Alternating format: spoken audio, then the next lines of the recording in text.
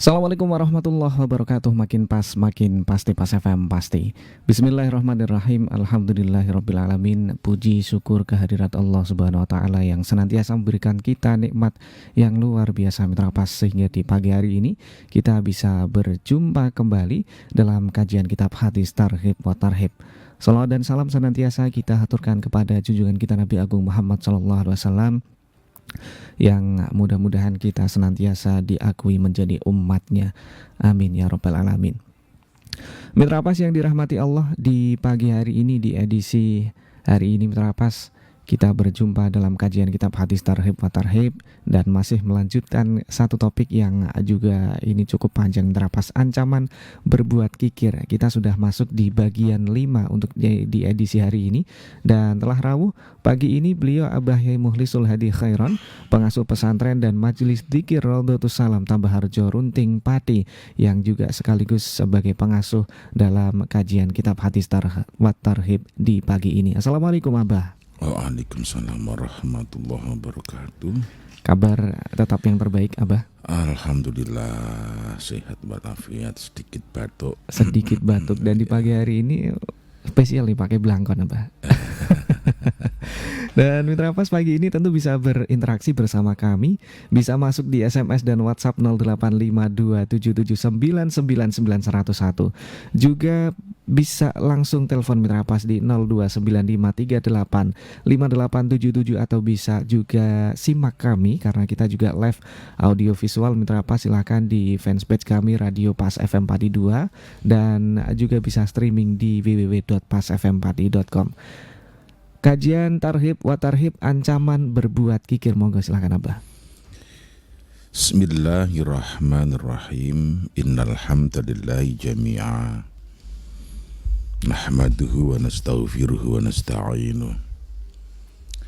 Allahumma shalli ala sayyidina Muhammad wa ala alihi wa sahbihi wa man tabi'ahum bi ihsan ila yaumil qiyamah. Amma ba'du. Bismillahirrahmanirrahim. Ila hadratin Nabil Mustafa Sayyidina Muhammadin sallallahu alaihi wasallam wa ala alihi wa azwajihi wa dhurriyyatihi ajma'in, wa ila hadrati jami'il muallimina wal masyayikhina murabbi rakhina khususan muallifi hadzal kitab wa nafa'ana bihi fi ulumi fid dharain. Allahumma amin. Al-Fatihah. A'udzu billahi minasyaitonir rajim. Bismillahirrahmanirrahim.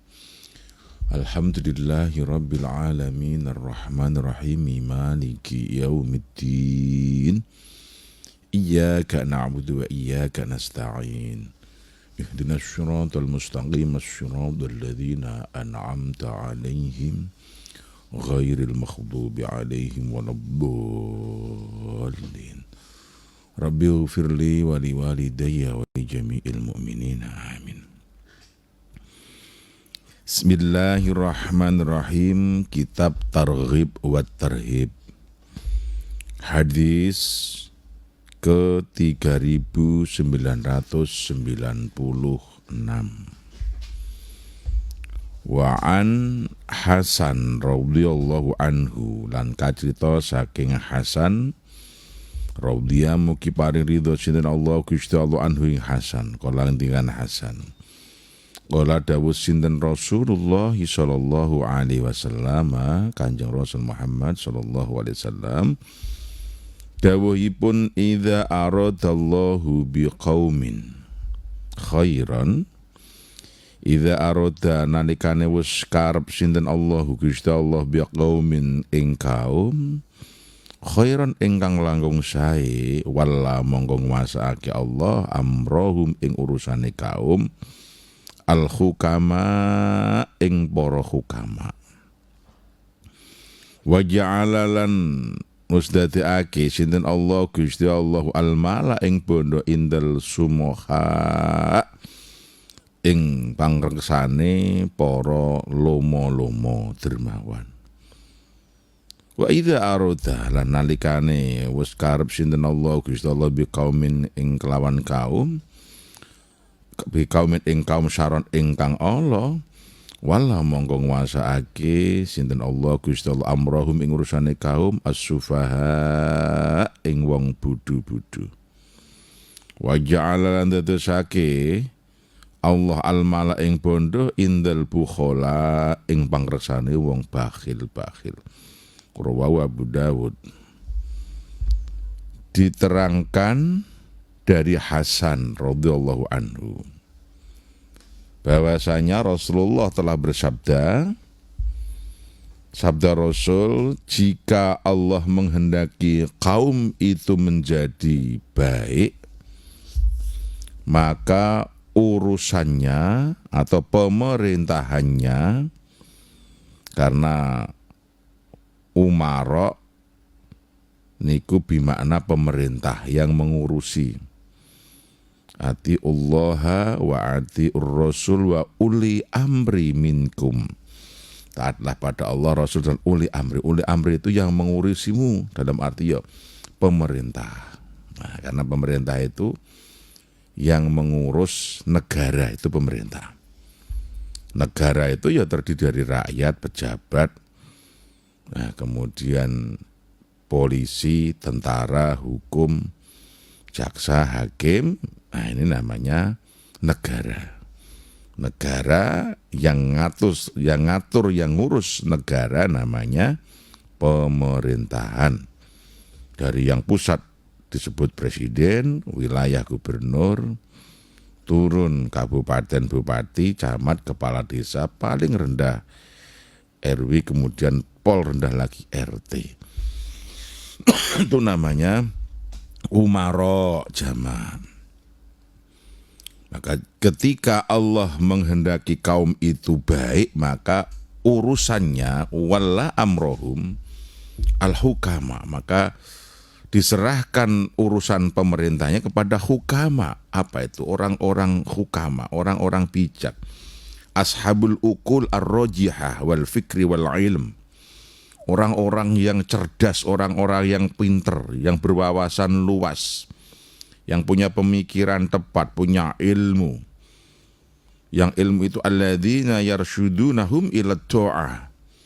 Yang ilmunya itu untuk mengarahkan orang agar taat kepada Allah Subhanahu wa taala. Hukama. Hukama berarti bisa disebut orang-orang bijak. Orang-orang pinter yang bijak, yang alim. Nah, gitu. Hukama. Orang-orang yang adil dalam pemikiran, luas dalam wawasan, cerdas dalam keilmuan, kemudian taat dalam religiulitas, nah, dalam keagamaannya. Itu ya hukama. Jadi ketika Allah ini akan menghendaki kaum lebih baik, akan dipasrahkan kepada hukama, orang-orang yang bijak, orang-orang yang adil. Orang-orang yang adil, bijak, yang disertai dengan ilmu dan kesolehan. Kemudian wa ja'alal mala inda sumuha, dan harta benda dipasrahkan pada para dermawan. Para dermawan. Dan sebaliknya, jika Allah menghendaki kaum itu buruk, wa idza aradallahu biqaumin syarran, jika Allah itu menghendaki kaum itu buruk, maka wala amrohum sufaha, maka Allah memasrahkan urusan mereka, pemerintahan mereka pada sufaha, orang-orang bodoh. Lawan dari hukama, bodoh ay al-juhala, samaqil ladzina la ya'rifuna al-khaira wa la yad'una ilaih. Sufaha itu orang bodoh dalam arti kumrung itu kurang dalam penalaran, kurang dalam keilmuan, sehingga dia tidak mengetahui sisi-sisi yang mengajak kebaikan, sisi-sisi yang mengajak pada ketaatan. Ini yang penting urip, yang penting urip ya mong, yang penting makan, kerja, tidur, makan, kerja, tidur, ngelencer begitu. Seneng-seneng itu disebut sufaha namanya. Terkadang makan pun dia nggak akan peduli, mbah halal mbah haram. Sewaton rang grunjal, mbok kodok, mbok kadal, mbok sepatu, mbok sendal, mbok watu, mbok koral, waton gak nyengkal dianggap halal. Nah, itu karena apa? Sufaha dia. Yang orang tidak mengetahui hukum dan kebaikan yang mengajak pada Tuhan. Nah, itu sufaha. Maka urusan negaramu, urusan duniamu akan diurus orang-orang bodoh. Kemudian wa ja'alal mala indal bukhala, dan harta benda, kekayaan akan diserahkan pada orang-orang bakhil, orang-orang nyengit. Banyak orang kaya tapi tidak mau beramal. Banyak orang yang kaya tapi bakhil. Nah, ini. Maka ketika dunia ini banyak orang yang dermawan, maka pertanda dunia ini baik-baik saja. Ketika negara ini banyak orang bakhil, berarti ini dalam bahaya. Kita lanjutkan, waruwiya an Ibnu Abbas, diriwayatkan saking Ibnu Abbas radhiyallahu anhu. Kala ngendikan Ibnu Abbas, sami'tu midanget ingsun Rasulullah ing Kanjeng Rasul Muhammad sallallahu alaihi wasallam. Yaqul hale ngendikan Kanjeng Rasul. As-sakha'u utawi dermawan, khuluqullahi, mohon maaf, khuluqullahi ku akhlaki Allah, al-a'zam kang agung. Rawahu Abu Syekh Ibnu Hibban fi Kitab Ats-Tsawab. Diterangkan dari Ibnu Abbas, semoga Allah meridhoinya. Ibnu Abbas berkata, saya mendengar Rasulullah bersabda, orang dermawan, as-sakha'u khuluqullahil a'zam. Dermawan itu adalah akhlaknya Allah yang agung. Nah, riwayat Abu Syekh yaitu Ibnu Hibban. Ibnu Hibban itu panggilan lain Abu Syekh dalam kitab Ats-Tsawab. Nah, artinya apa? Orang kalau punya sifat dermawan itu bukan orang biasa. Ya, kalau ada manusia kok dermawan, lomo, itu bukan manusia biasa. Itu manusia luar biasa karena sifatnya Allah. Wong Jawa ngani kesinungan sifating pangeran. Gitu. Nah, itu wong lomo, jadi jangan dianggap biasa orang lomo itu. Min alamatil auliya illah, di antara tanda-tanda kewalian dari wali-wali Allah. Asakho. Nah, maka kalau ada ini kiai ngalim kok lomo, hati-hati. Mbak menawis dadi wali. Ini ada orang bakhilnya, nyengite saporin. Bon. Perusak dunia ya orang bakhil itu. Penghancur dunia. Nah, itu. Karena apa? Orang yang dermawan itu akhlaknya Allah yang agung. Kalau orang manusia itu makhluk kok kesinungan sifating pangeran. Nah, itu berarti orang-orang istimewa. Lanjutnya waruya lan diriwayatake an Aisyah radhiyallahu anha.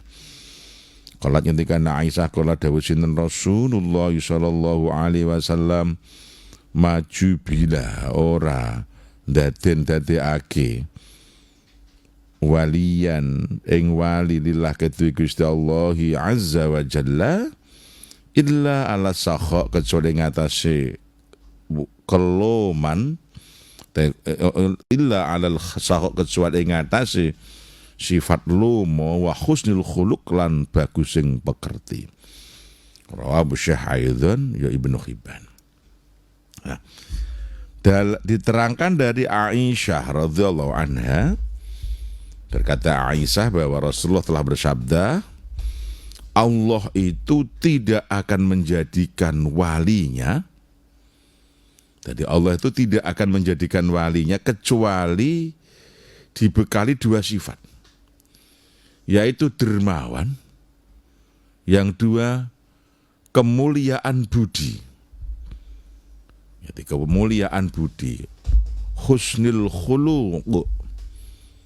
Jadi kalau khuluq itu akhlak, kalau khalaq itu kejadian.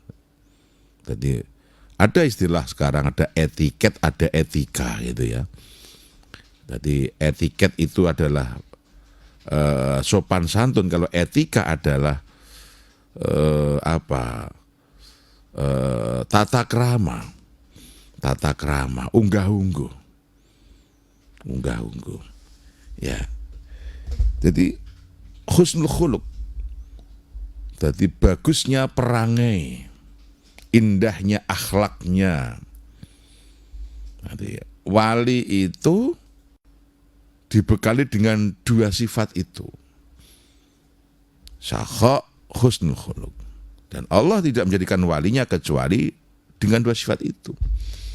Artinya kedermawanan seseorang bisa menghantarkan dia pada tingkat kewalian, kekasih Allah. Kemuliaan akhlak, contoh dimusuhi tidak malas memusuhi, dijelekkan dia diam saja, difitnah dia pun tidak akan resah, gitu kan? Kan Masya Allah betapa indahnya akhlaknya ya. Orang sekarang kalau dimusuhi ya malas musuhi, dikeplak malas jotos, dijiwit langsung ngampleng. Ya sama-sama jahat itu namanya. Difitnah balik fitnah, diserang kemudian menyerang, bahkan bertubi-tubi. Sama jahatnya sebetulnya. Nah itu. Rasulullah adalah contoh yang paling baik dan sempurna ya. Laqad kana lakum fi Rasulillah uswatun hasanah. Liman kana yarjullah wal yawmal akhir, seterusnya itu. Nah, dalam pribadi Rasulullah ada contoh yang baik, berapa banyak contoh. Ada orang buta yang ngomel-ngomel, tidak bahkan terprovokasi. Orang buta yang terprovokasi. Sehingga dia itu tiap hari memaki, mencaci maki Rasul Muhammad SAW. Tiap hari. Dan itu Rasulullah itu tiap hari pun datang tanpa sepengetahuan si buta itu menyuapinya. Maka ketika Rasulullah meninggal dunia, wafat, Abu Bakar Siddiq bertanya pada Aisyah, ya Aisyah, amal apa yang belum kulakukan yang sudah biasa dilakukan Rasulullah? Enggak ya Abu Bakar, Rasulullah tiap pagi menyuapi orang di ujung sana, orang Yahudi, yang sukanya ngomel-ngomel, yang mulutnya kotor, yang ngomel-ngomel mencaci maki Rasulullah SAW. Kemudian datanglah Abu Bakar Siddiq untuk menyuapi orang di ujung sana yang mulutnya kotor, senantiasa mencaci Rasul Muhammad SAW. Ketika disuapin, si buta itu marah, "Hei, siapa kamu? Kok kasar banget?" gitu kan. Kok kasar banget? Biasanya enggak begini. Kau pasti bukan orang seperti yang biasa melayaniku. Iya, saya bukan. Nah, seperti apa halusnya orang yang biasa menyuapimu? Dia halus, lembut. Bahkan saya tidak harus susah payah untuk mengunyah karena sudah dilembutkan makanan itu.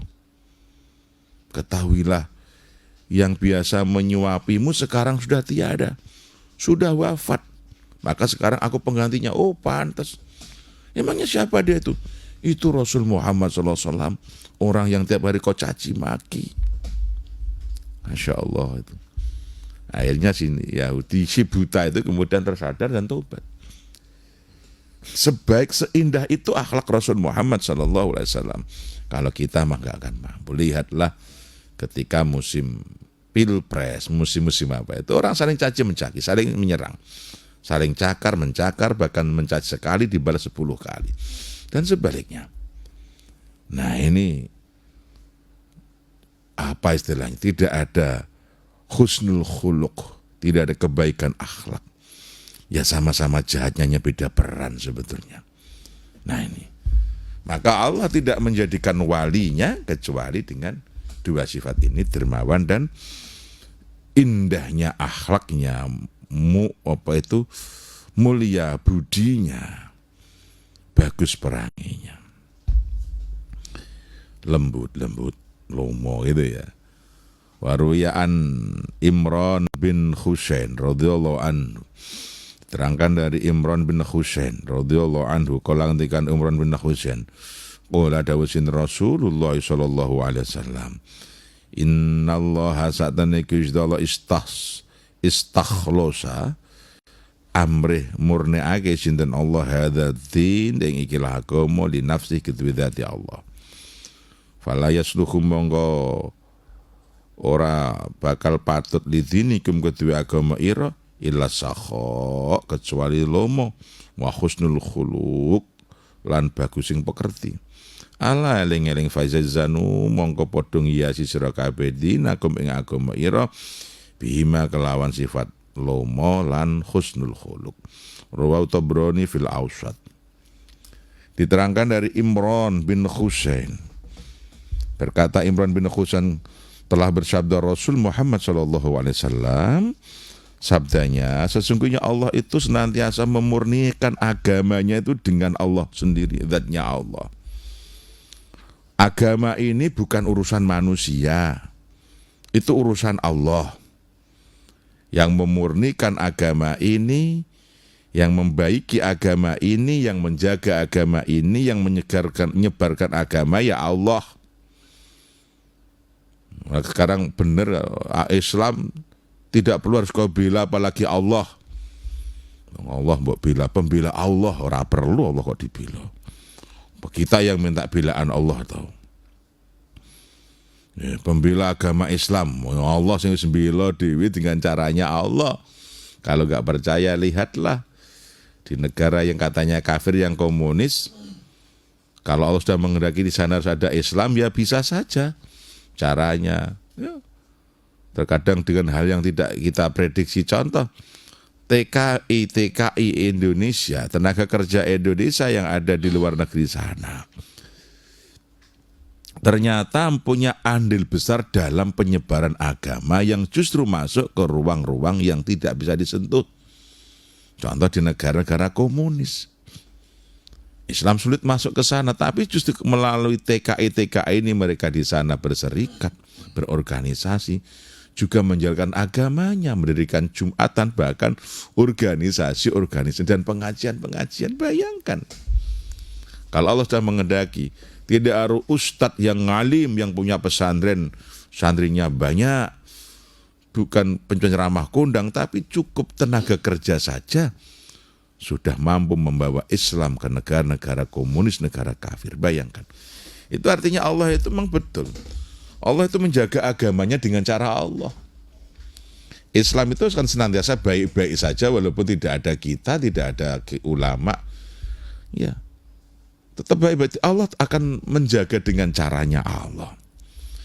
Maka tugas kita itu apa ya? Dan fala yaslukhal, dan Allah tidak akan membuat agamamu baik kecuali kamu itu dermawan dan baik budi. Artinya kalau kamu itu beragama, ya sudah, tunjukkan saja kamu dermawan dan akhlakmu baik.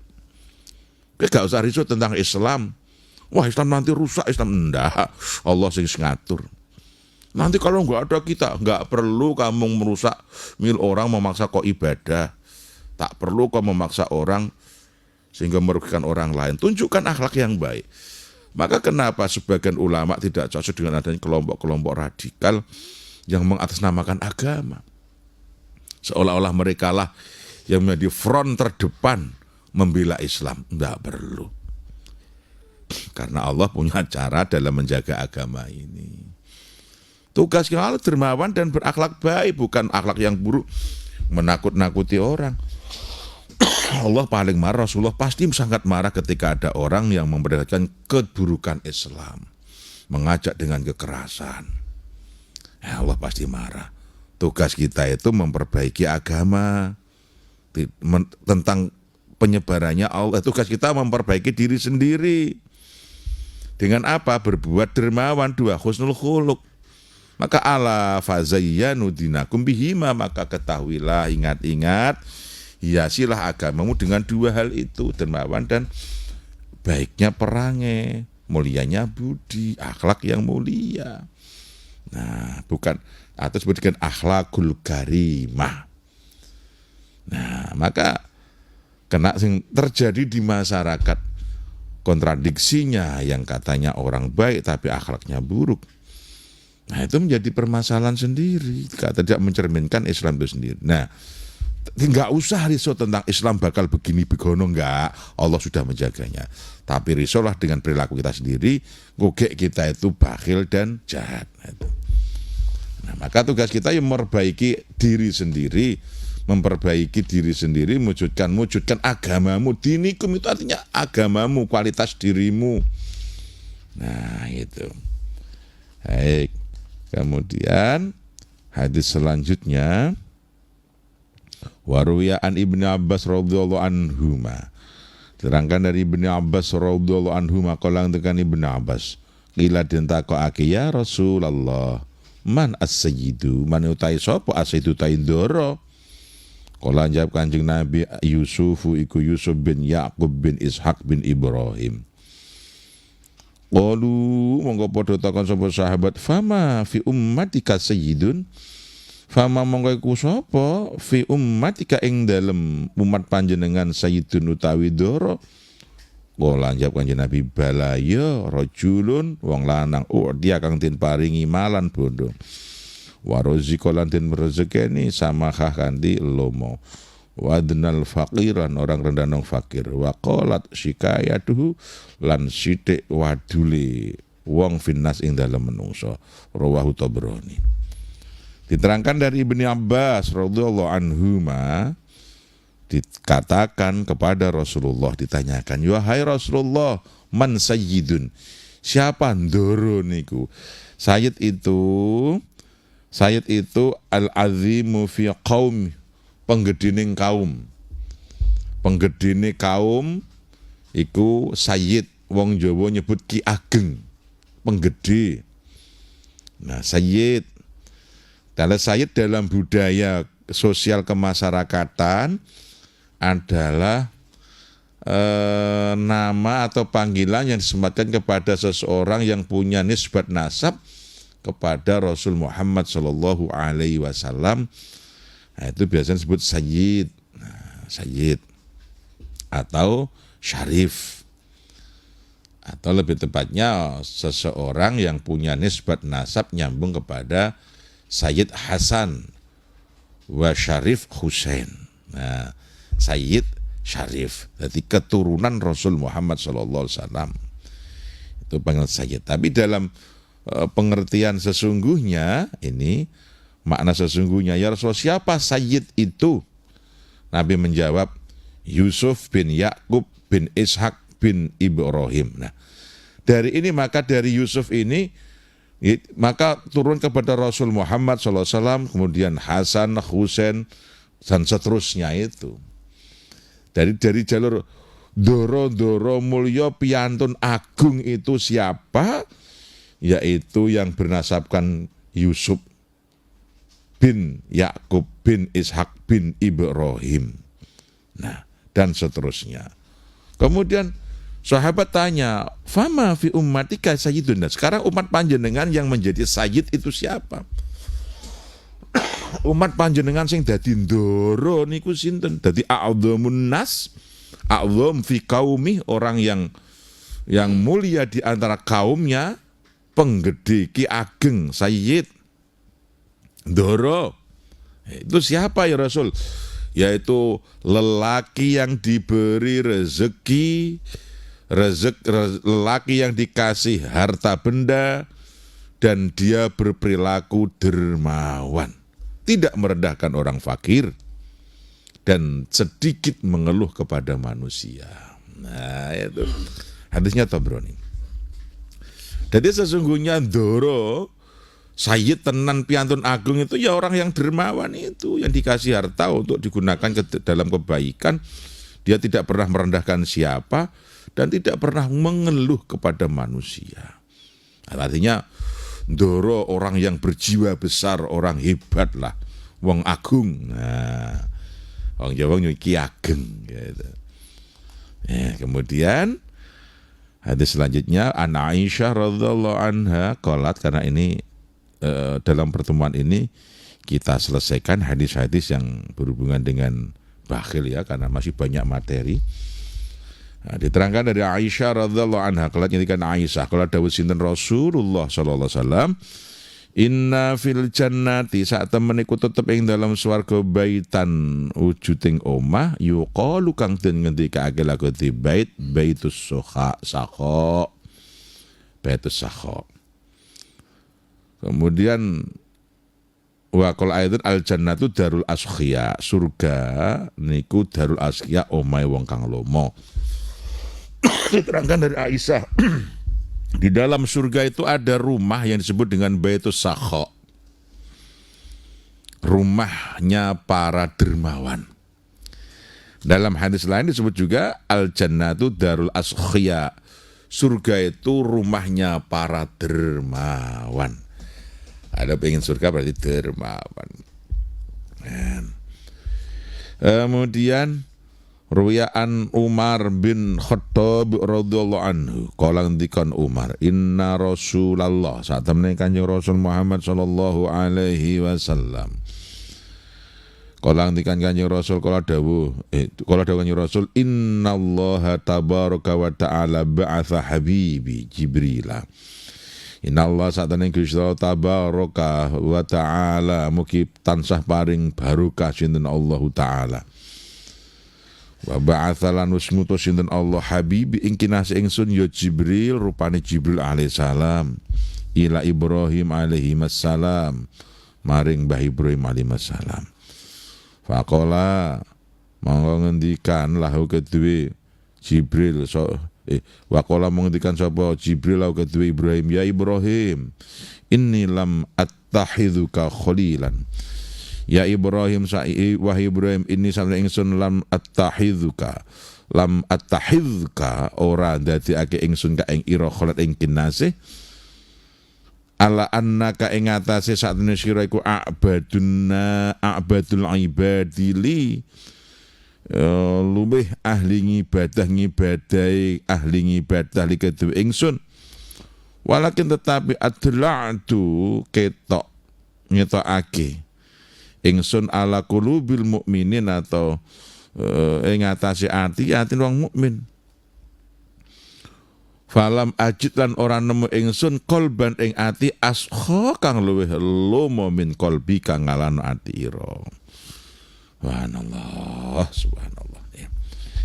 Umar bin Khattab cerita bahwa Rasulullah ini pernah bersabda, sesungguhnya Allah Subhanahu wa taala ini pernah mengutus kekasihku itu Rasulullah ya Jibril alaihissalam untuk sowan kepada Ibrahim alaihissalam.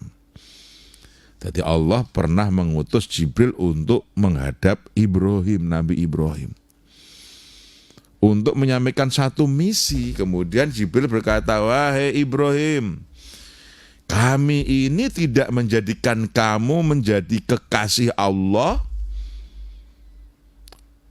karena semata-mata kamu adalah orang yang paling banyak ibadahnya dan ahli ibadah. Tidak. Tetapi kami melihat dalam hatimu itu mulia. Dalam hatimu itu ada sifat yang tidak dimiliki hati seluruh orang mukmin. Kami mendapatkan hatimu adalah ashomin qalbik. Qalban ashomin qalbik. Hati yang paling dermawan di antara hati.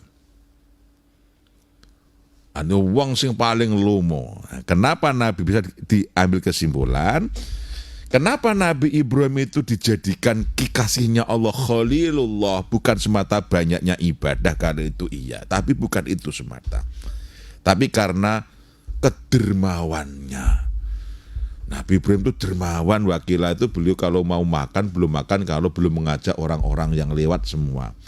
Maka beliau kalau mau makan itu hidangan memasak paling banyak, kemudian senantiasa mencari orang diajak makan bareng. Itu setiap hari begitu. Nabi Ibrahim kalau korban itu enggak tanggung-tanggung. Kambing 1000, onta 300, gitu. Jadi kok nggak tanggung-tanggung. Nggak tanggung-tanggung. Tadi dermawannya. Maka Nabi Muhammad SAW itu juga meri kepada Nabi Ibrahim. Maka dalam surahnya kama sholaita ala sayyidina Ibrahim wa ala, ya Allah berilah keberkahan kami seperti keberkahan yang telah kau berikan pada Nabi Ibrahim. Wa barik ala sayyidina wa ala ali sayyidina Ibrahim, dan berkahi kami seperti keberkahan Nabi Ibrahim. Nabi Muhammad kepingin mendapatkan kederajat seperti Nabi Ibrahim AS. Tentang apa? Kedermawanannya, kemuliaan budinya, kesabarannya, dan derajat tinggi di hadapan Allah Subhanahu wa taala. Nah, artinya ini jalur wali, jalur langit. Nek kepingin jadi wali, nganggo jalur, jadilah orang yang dermawan. Artinya kedermawanan itu bisa menghantarkan pada kewalian. Nomor 2, baiknya akhlak, kemuliaan budi itu adalah juga jalur kewalian. Semoga kita bisa melakukannya, menjalankannya, mengamalkannya. Amin Allahumma amin. Amin ya robbal alamin. Dan mitra pas, kita akan break sejenak karena ada beberapa iklan yang sudah menunggu untuk diputar di pagi hari ini. Stay tune selalu mitra pas di kajian kitab hadis Targhib wa Tarhib. Kami akan kembali. Anda masih bersama 101 FM Radio Paspati. Radio Paspati. Terima kasih mitra pas, Anda masih bergabung bersama kami di kajian kitab hadis Targhib wa Tarhib. Kita masuk di sesi tanya jawab mitra pas di sesi yang kedua ini di 30 menit terakhir. Moga silakan untuk Anda yang ingin bergabung bertanya, silakan masuk di SMS dan WhatsApp 085277999901, juga telepon di 0295385877. Untuk panjenengan yang sudah hadir di telepon, kita sapa dulu. Halo, assalamualaikum. Dengan siapa di mana? Bapak Abdullah di Gunung Munggal. Aja monggo Bapak Abdullah. Assalamualaikum warahmatullahi wabarakatuh. Waalaikumsalam warahmatullahi wabarakatuh. Niki wau kula ngamati tentang dermawan. Tapi sering kula menjumpai setiap Idul Kurban. Mengapa Idul Kurban niku wau kadang-kadang boten tepat sasaran, bahkan yang diberikan niku namung nggih alungan kalian daging sekedhik ngaten niku merata Kyai. Niku sering kula menjumpai. Bahkan di situ niku sampun dijelasaken sisa-sisa itu tidak boleh, harus diberikan pada siapapun yang istilahnya pada sasarannya. Niku hukumnya pripun upami wonten panitia ingkang kados seperti ngoten niku Bapak Yai.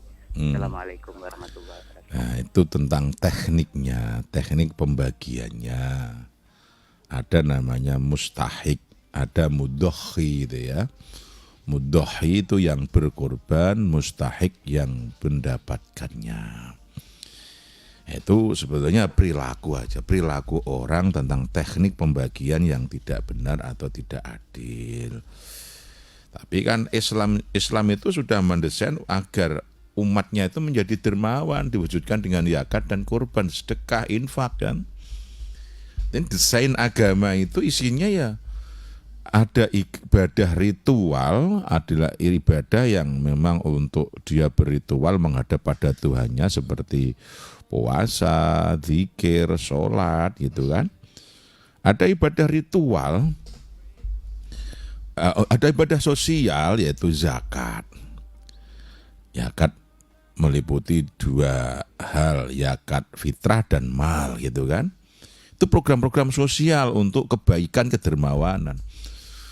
Kemudian ada kurban setahun sekali lah. Nah, pengertian kurban itu sekarang yang dirubah agar orang menjadi lebih dermawan. Yang masih punya anggapan kurban itu ya saumur urip pisan begitu. Itu yang perlu dipengaruhi. Itu mentokok apeso menungso. Apeso menungso melarat-melarato ki saumur urip pisan mbok yo kurban. Tapi yang wandu saatin, zumalin, orang yang punya kejembaran rezeki, kemandirian finansial, yaitu dia ya tiap tahun tiap tahun kurban. Bahkan kalau tidak kurban, fala taqrabanna musolanna, itu yang harus dipromosikan. Jangan dekat-dekat dengan musolaku, kata Rasulullah. Artinya sholatnya tanpa gawe. Sehingga program kesejahteraan sosial dari agama ini yang berupa kurban tiap tahun berjalan. Ada infak, ada sedekah, ini Masya Allah, ada jariyah. Ini program-program agama yang mewujudkan bahwa Islam itu agama yang mengajak pada kebaikan sosial, bukan hanya ritual.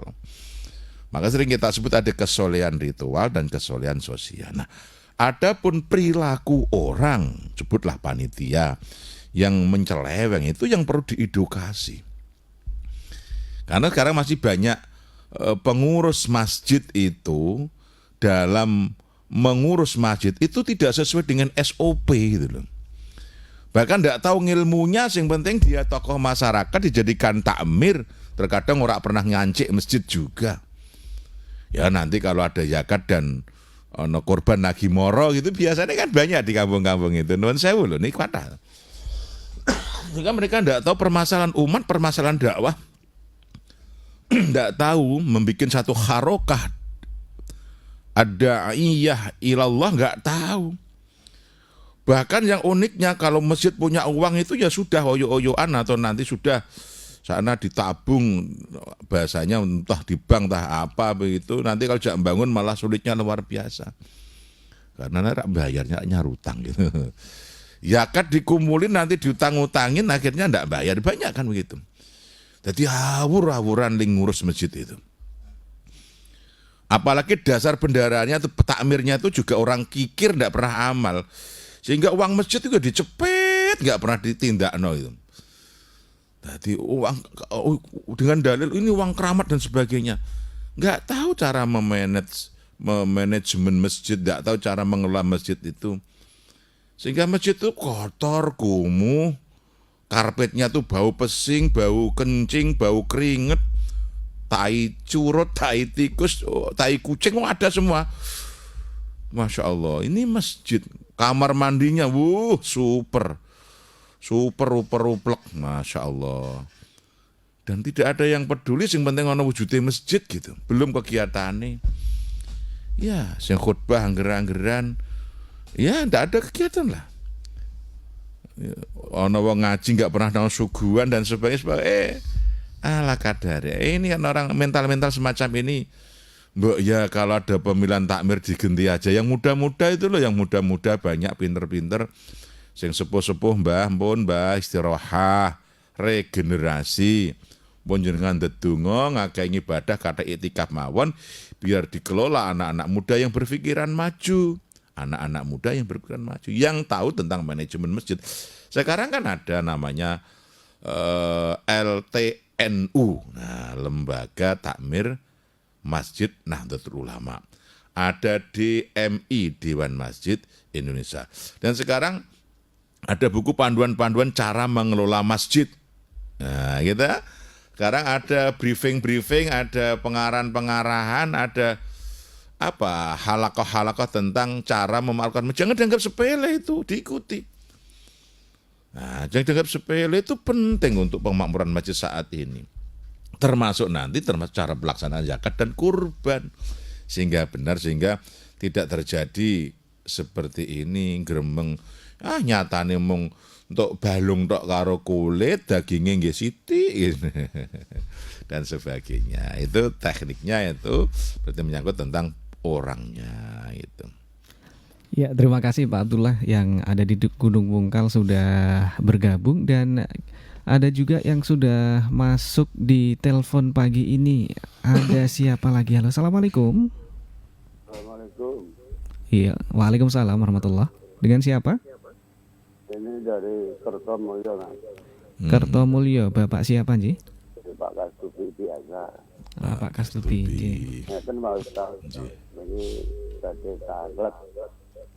Dan tentang lama itu bilang, naik uang ibadah kesamburan itu boleh dikatakan digital asli.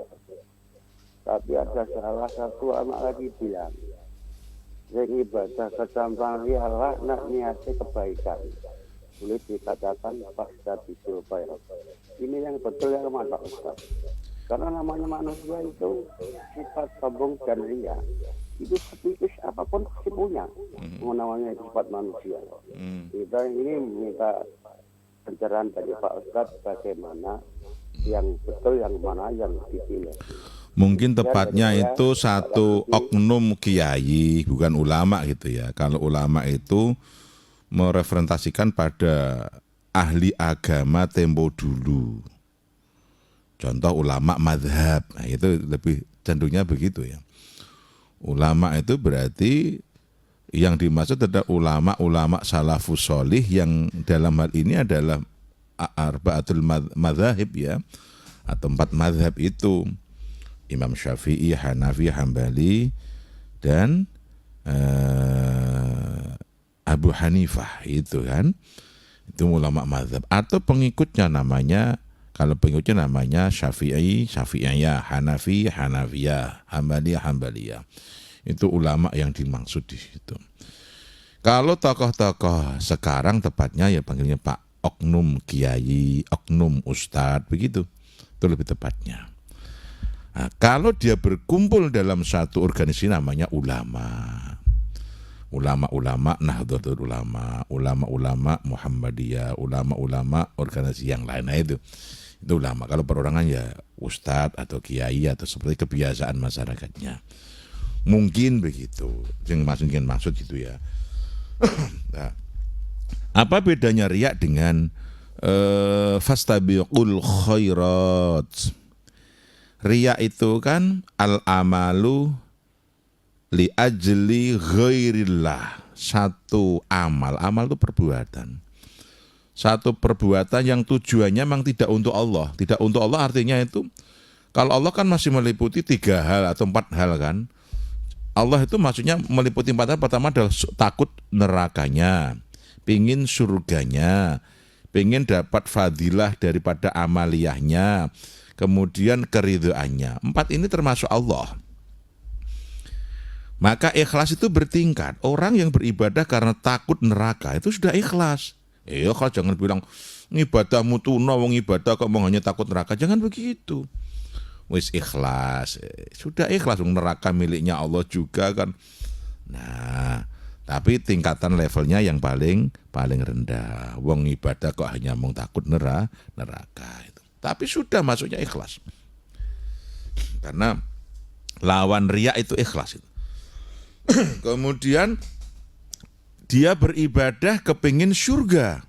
Ikhlas itu sudah ikhlas. Level naik. Karena surganya Allah. Karena Allah yang menjanjikan kan. Jadi al-jannatul ardu was-samawati wal ardu uiddat lil muttaqin. Kemudian beribadah ingin dapat fadilah daripada ibadah itu. Karena dijanjikan kalau kamu baca ini akan begini, begini. Nah ikhlas itu sudah. Karena Allah yang memerintahkan. Rasulullah jangan dibilang terus, ngibadah murah ikhlas mengkrono ngono ngene. Ikhlas itu sudah. Allah yang menjanjikan, Rasulullah yang mengabarkan.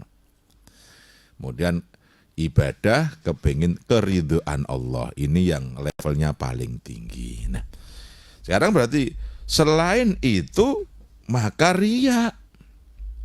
Contoh beribadah, dia kepingin disanjung, dapat nama, dapat kredit poin.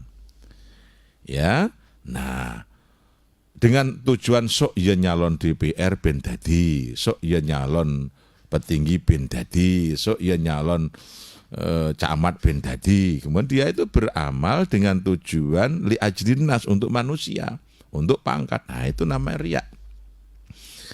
Lah riya itu ya tidak diterima, wong Allah menghentikannya begitu kok. Wa ma umiru illa liya'budullaha mukhlishina lahuddin hunafa wa yuqimus shalah ila akhiri. Ya gitu kan. Jadi Allah itu tidak memerintahkan kalian semua beribadah kecuali ikhlas, murni. Murni itu ya ikhlas dengan kholaso, murni. Ikhlas, murni, hanya Allah. Hanya Allah. Allah artinya meliputi keridhaannya, pemberiannya, surganya, nerakanya itu Allah. Nah begitu.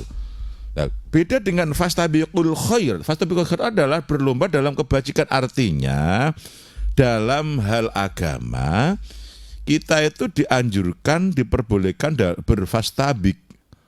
Fastabik itu saling dulu-duluan. Dari kata sabaqah, disi-disian, cepet-cepetan. Artinya kita jangan mau kalah dengan yang lain. Kalau dia rajin baca Al-Quran, sehari 1 juz, kamu jangan kalah 1 juz, 2 juz.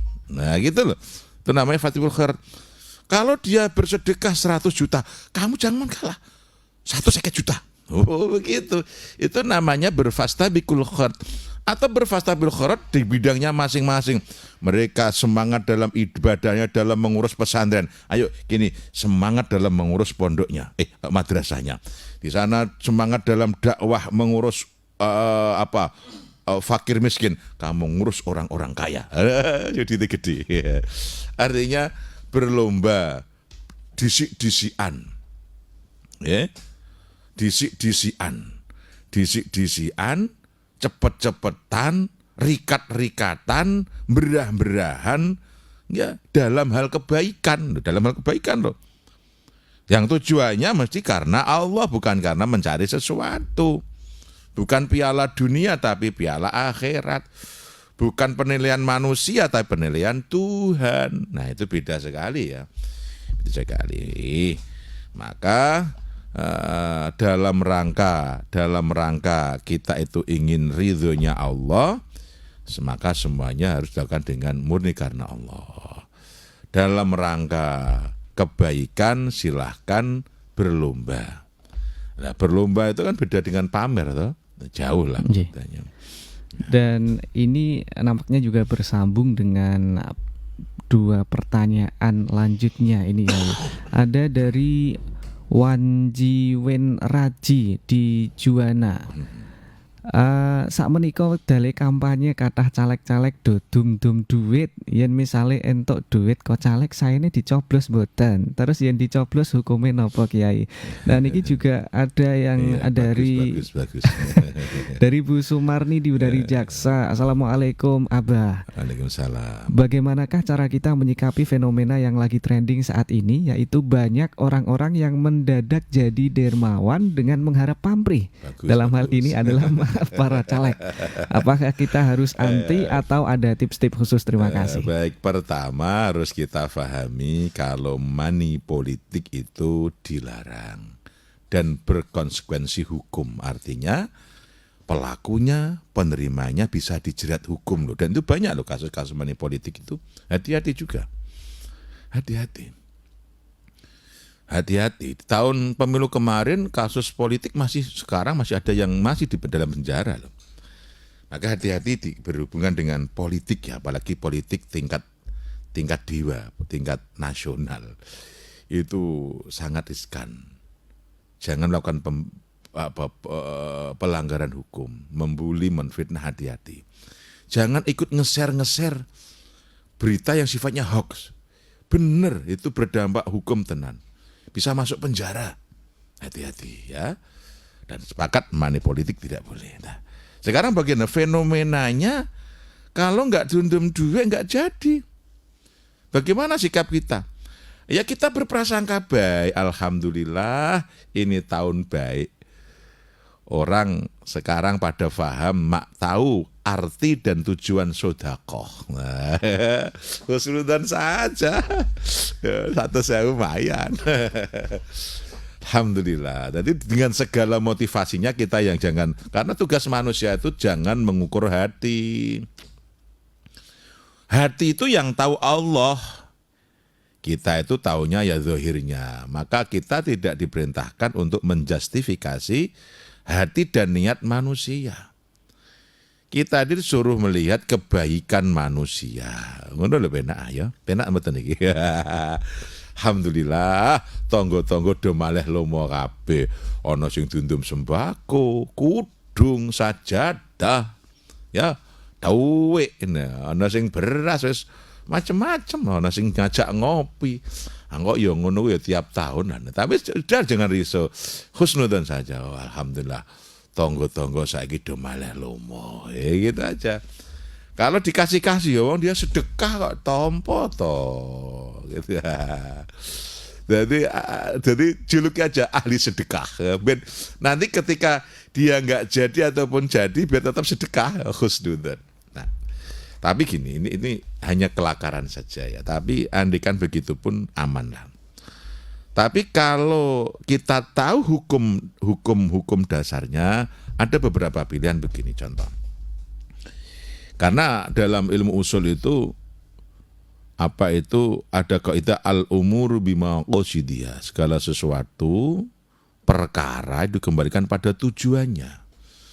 Jadi goyahnya itu apa? Tujuannya itu apa? Maka sesuatunya itu menjadi sesuai tujuannya. Kalau memang tujuannya wajib, melakukannya adalah wajib. Ya gitu ya. Kemudian hukum itu biilatihi, dengan ilatnya. Kaidah nomor 2. Kita bisa mengatakan haram, mubah, sunnah. Itu tergantung ilat. Ilat itu apa? Alasan. Alasan. Kalau kita mencari hukum ya. Ini kalau kita belajar ilmu usul, maka kita bisa lihat begini contoh. Kita membacanya.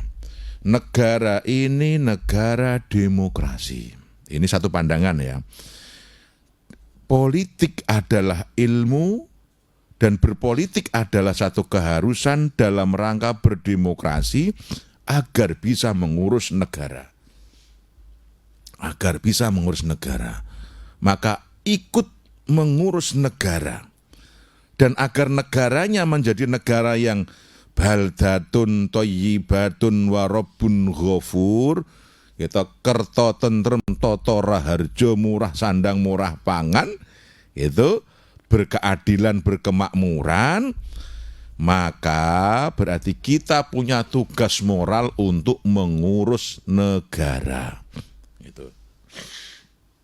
Lah, untuk mengurus negara. Lah, dalam kontestasi mengurus negara itu namanya apa? Harus berpolitik karena sistem negara kita demokrasi. Apa demokrasi? Setiap warga negara punya hak memilih dan dipilih, gitu, dipilih dan memilih sebagai orang-orang yang mengurus negara, baik di legislatif, yudikatif atau eksekutif. Nah, itu ilmu politik iklebune gini. Nah, begitu. Karena negara ini berarti dalam sistem demokrasi ngurus negara ini bareng-bareng, bersama-sama. Rakyat disuruh ngurus sendiri karena demokrasi kita demokrasi keterwakilan, maka kita juga diperintah mencari wakil. Demokrasi bukan demokrasi sekuler ya kita ya, demokrasi Pancasila kita itu, atau demokrasi perwakilan. Maka dalam mengurus negara kita wajib memilih wakil dengan baik di eksekutif berarti kepala negara, kemudian legislatif di DPR, yudikatif dihukum, ya. Ini semua adalah piantun agung sing nggon ngurus negara. Lah, sistem rekrutmennya adalah melalui ilmu politik dengan sistem pemilihan umum. Nah, karena ini jubir, luber, dan siapapun boleh, karena setiap warga negara dilindungi konstitusi boleh memilih dan dipilih, berarti mencalonkan dan dicalonkan itu hak setiap warga negara, hak konstitusi namanya. Maka siapapun tidak boleh menghalang-halangi atau memusuhi atau tidak boleh. Dengan demikian pokok memenuhi syarat, maka semua boleh nyalon presiden, boleh nyalon gubernur, bupati, boleh nyalon DPR dari tingkat pemerintah daerah tingkat 1, 2, dan pusat, boleh, silahkan. Nah, karena kebolehan dan itu hak konstitusi, maka Orang baik pun punya kepentingan, orang buruk pun punya kepentingan, semua ingin ikut ngurus negara. Contoh yang ikut ngurus negara di bidang legislatif. Legislatif berarti DPR punya 3 tugas pokok, ya toh, budgeting, penganggaran, ya toh. Kemudian pembikinan undang-undang, nah, kemudian pengawasan. Jadi 3 tugas pokok DPR.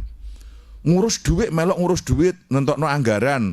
Katakan bupati arep bangun iki, entek duit 300 miliar. Piye Pak DPR dalam komisi masing-masing, cocok ora? Cocok. Nah gitu kan, melok ngurus. Nek DPR gak cocok, bupati ini rasanya nyambut gawe. Programnya gak iso jalan. Maka terkadang itu nanti dalam permainannya ben cocok wis piye kono diatur lah. Wis gampang lah itu. Nah, begitu. Kemudian tugasnya lagi selain pembikin undang-undang, undang-undang. Kalau DPR, kalau dewan atau legislatif di tingkat 1 yang membuat undang-undang pemerintahan kabupaten, semacam bikin perda, peraturan pemerintah daerah. Nah gitu. Sehingga wis apa? DPR. Undang-undang ketenagakerjaan, undang-undang tentang wisata, tentang miras dan sebagainya, DPR sing gawe. Sekarang kalau yang membuat undang-undang itu mohon maaf, akhlaknya buruk, orang-orang jahat, basicnya memang penjahat yang ingin merusak. Bayangkan, orang-orang baik yang diam itu dianggap orang baik yang diam melihat potensi kejahatan adalah setan yang bisu, setan yang tuli, setan yang buta. Artinya lebih baik setan itu.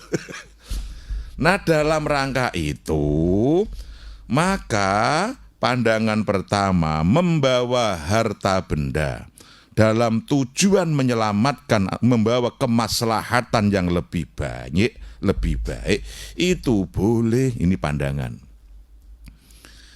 Jadi taruhlah sampai mereka itu adol tegal sawai karena dia merasa dia adalah orang baik, aku iki wong apik. Tujuanku apik, ingin melok ngatur negara, ngawasi negara, ngatur duit negara supaya pemerintah berjalan bagus. Sebab kon aku ora melok iki wong jahat-jahat do melok kabeh kacau negara iki engko. Pemerintahan rusak karena itu orang-orang yang punya uang itu orang jahat semua. Nah, maka kalau harus membawa harta benda untuk kepentingan itu diperbolehkan dengan tujuan, karena hukum adalah biilatihi, tujuan untuk menyelamatkan negara biar tidak rusak. Itu hukumnya boleh. Tapi dalam hukum konstitusi kalau jelas namanya money politik itu dilarang. Nah, itu ya. Itu. Nah, sekarang mana hukumnya ras wal murtashi, innar ras wal murfinar?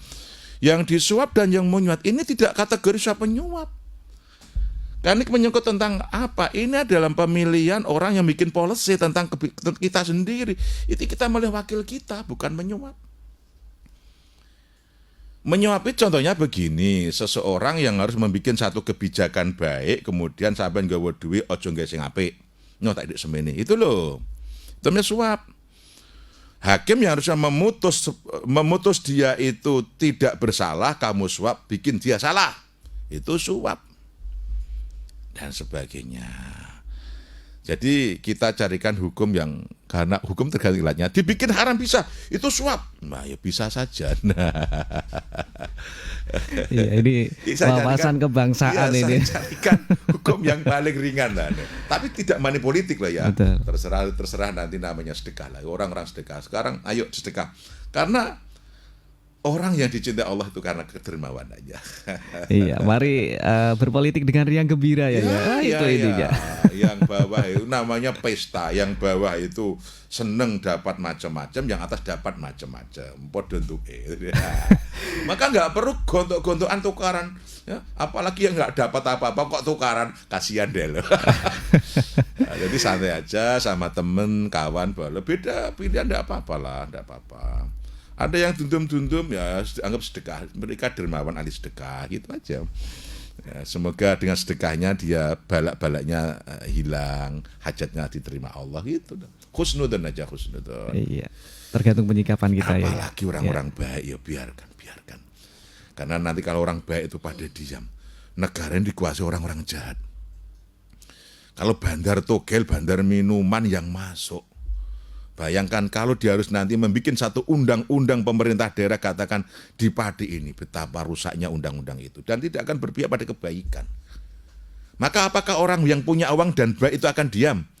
Apa rak ngedol tegalmu wae dol supaya sampean sampe negara besok ngatur negara api. Lho nek tujuanmu ngono malah wajib.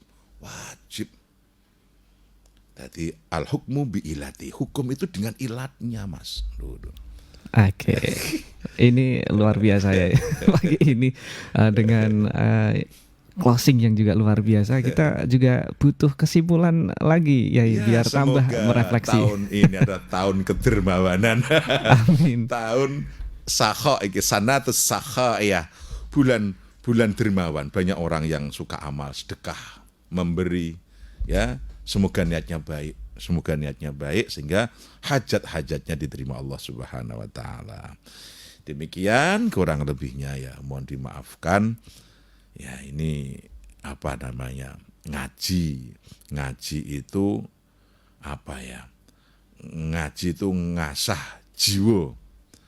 Dan jiwa kita yang terasah dengan ilmu-ilmu yang sumbernya dari sumber primer, Quran, hadis. Sehingga dengan sumber primer itu kita bisa mengembangkan ketika tidak terdapat ketika sulit untuk mengambil satu kesimpulan, maka bikinlah konsensus.